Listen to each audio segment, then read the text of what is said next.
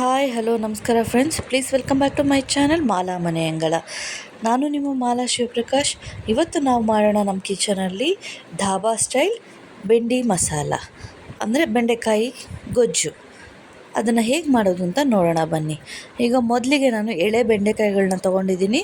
ಅದನ್ನು ನೀರಲ್ಲಿ ತೊಳೆದುಬಿಟ್ಟು ಮುಂದ್ಗಡೆ ಮತ್ತು ಹಿಂದ್ಗಡೆ ಎರಡೂ ತೊಟ್ಟು ಅದನ್ನೆಲ್ಲ ಕಟ್ ಮಾಡಿಬಿಟ್ಟು ಅದನ್ನು ದೊಡ್ಡ ಸೈಜ್ ಇರೋದ್ರಿಂದ ಒಂದು 3ರಿಂದ 4 ಸ್ಲೈಸ್ ಮಾಡ್ಕೊಳ್ಳೋಣ ಸಾಕು. ಸ್ವಲ್ಪ ದೊಡ್ಡ ದೊಡ್ಡದಾಗೇ ಇರಬೇಕು ಚಂಕ್ಸು, ಆವಾಗಲೇ ಚೆನ್ನಾಗಿರುತ್ತೆ.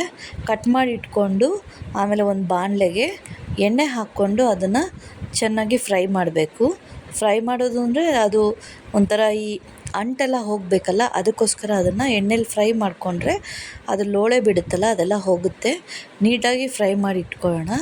ಇದು ಆ್ಯಕ್ಚುಲಿ ತುಂಬ ಒಳ್ಳೆಯದು. ಬೆಂಡೆಕಾಯಿ ತುಂಬ ಒಳ್ಳೆ ಹೆಲ್ದಿ ಫುಡ್ಡು ಇದು. ನೀವು ಶುಗರ್ ಇರೋರು ಅವರೆಲ್ಲ ತೊಗೊಂಡ್ರೆ ತುಂಬ ಒಳ್ಳೆಯದು, ಹೆಲ್ದಿ, ಶುಗರ್ ಕಂಟ್ರೋಲ್ಗೆಲ್ಲ ಯೂಸ್ ಆಗುತ್ತೆ. ಮತ್ತು ಇದನ್ನು ತಿನ್ನೋದ್ರಿಂದ ನಮ್ಮ ಬ್ರೈನ್ಗೆ ಬೇಕಾಗಿರುವಂತಹ ಪೌಷ್ಟಿಕಾಂಶ ಕೂಡ ಇದರಲ್ಲಿ ಇದೆ. ಸೊ ಹಾಗಾಗಿ ಹೆಚ್ಚು ಬೆಂಡೆಕಾಯಿ ಬಳಸೋದ್ರಿಂದ ತುಂಬ ಆರೋಗ್ಯಕರ. ಈಗ ನಾನು ಅದನ್ನು ಫ್ರೈ ಮಾಡಿ ಎತ್ತಿಟ್ಕೊಂಡಿದ್ದೀನಿ. ಈಗ ಅದೇ ಬಾಣಲೆಗೆ ನಾನು ಇನ್ನೊಂದು 2ರಿಂದ 3 ಸ್ಪೂನ್ ಎಣ್ಣೆ ಹಾಕ್ಕೊಂಡು ಅದಕ್ಕೆ ಸಾಸಿವೆ, ಜೀರಿಗೆ, ಕರಿಬೇವು ಇಷ್ಟು ಹಾಕಿ ಅದು ಚಟ್ಪಟ ಆಗಲಿಕ್ಕೆ ಬಿಡ್ತೀನಿ. ಅದು ಚಟ್ಪಟ ಆದಮೇಲೆ ನಾನು ಅದಕ್ಕೆ ಈರುಳ್ಳಿ ಹಾಕ್ತೀನಿ. ಈರುಳ್ಳಿ ಹಾಕಿ ಅದು ನೀಟಾಗಿ ಫ್ರೈ ಆಗೋದಕ್ಕೆ ಒಂದು ಸ್ವಲ್ಪ ಫ್ರೈ ಆಗೋದಕ್ಕೆ ಇಡ್ತೀನಿ.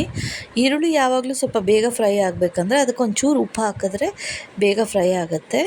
ಅಷ್ಟರಲ್ಲಿ ನಾನು ಇನ್ನೊಂದು ಸೈಡಲ್ಲಿ 1/2 ಕಪ್ಪು ಗಟ್ಟಿ ಮೊಸರು ಇಟ್ಕೊಂಡಿದ್ದೀನಿ, ಅರ್ಧ ಕಪ್ಪು.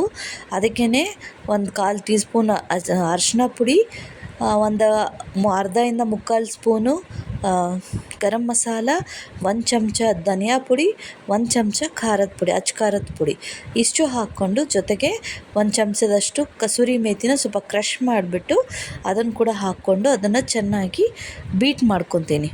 ಮೊಸರನ್ನ ಬೀಟ್ ಮಾಡ್ಕೊಳ್ಳೋದ್ರಿಂದ ಚೆನ್ನಾಗಿ ಮಿಕ್ಸ್ ಆಗುತ್ತೆ, ಮಸಾಲ ತುಂಬ ಚೆನ್ನಾಗಿರುತ್ತೆ. ಇದು ಆ್ಯಕ್ಚುಲಿ ಧಾಬಾ ಸ್ಟೈಲ್ ಇರೋದ್ರಿಂದ ತುಂಬ ಡಿಫ್ರೆಂಟಾಗಿರುತ್ತೆ, ತುಂಬ ಟೇಸ್ಟಿಯಾಗಿ ಕೂಡ ಇರುತ್ತೆ. ಈ ಥರ ಒಂದು ಸತಿ ಮಾಡಿ ನೋಡಿ ನೀವು. ಆ್ಯಕ್ಚುಲಿ ಇದಕ್ಕೆ ಟೊಮ್ಯಾಟೊ ಮತ್ತು ಅದ್ರ ಜೊತೆಗೆ ಒಂದು 3 ಮೆಣಸಿನ್ಕಾಯಿ, 1 ಇಂಚ್ ಶುಂಠಿನ ಹಾಕಿ ರುಬ್ಬಿ ಆ ಮಸಾಲೆನ ನಾನು ಈ ಬೇಯ್ತಾ ಇರೋ ಈರುಳ್ಳಿಗೆ ಹಾಕ್ತಾಯಿದ್ದೀನಿ.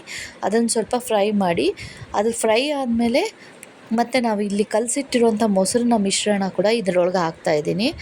ಅದರಿಂದ ತುಂಬ ಒಳ್ಳೆ ಅರೋಮ ಬರುತ್ತೆ, ಒಳ್ಳೆ ಟೇಸ್ಟ್ ಬರುತ್ತೆ. ಈ ಹಸಿ ವಾಸನೆ ಎಲ್ಲ ಹೋಗೋವರೆಗೂ ಅದು ಚೆನ್ನಾಗಿ ಬಾಡಿಸ್ಕೋಬೇಕು.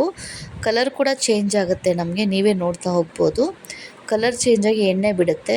ಯಾವುದೇ ಮಸಾಲೆ ಆಗಲಿ ಎಣ್ಣೆ ಬಿಟ್ಟಾಗ ಅದು ಕರೆಕ್ಟಾಗಿ ಕುಕ್ ಆಗಿದೆ ಅಂತ ಅರ್ಥ. ಆಮೇಲೆ ಇದಕ್ಕೆ ನಾನು ರುಚಿಗೆ ತಕ್ಕಷ್ಟು ಉಪ್ಪು ಮತ್ತು ಮೊಸರು ಮತ್ತು ಟೊಮೆಟೊ ಎರಡೂ ಯೂಸ್ ಮಾಡಿರೋದು ಸ್ವಲ್ಪ ಹುಳಿ ಅಂಶ ಇರುತ್ತೆ, ಅದಕ್ಕೋಸ್ಕರ ಒಂದು ಚಿಟಿಕೆಯಷ್ಟು ಒಂದು ಸ್ವಲ್ಪ ಸಕ್ಕರೆ ಹಾಕ್ಕೋತೀನಿ. ಸಕ್ಕರೆ, ಉಪ್ಪು ಹಾಕಿ ಅದನ್ನು ತಿರುಗಿಬಿಟ್ಟು ನಾವು ಈ ಕಡೆ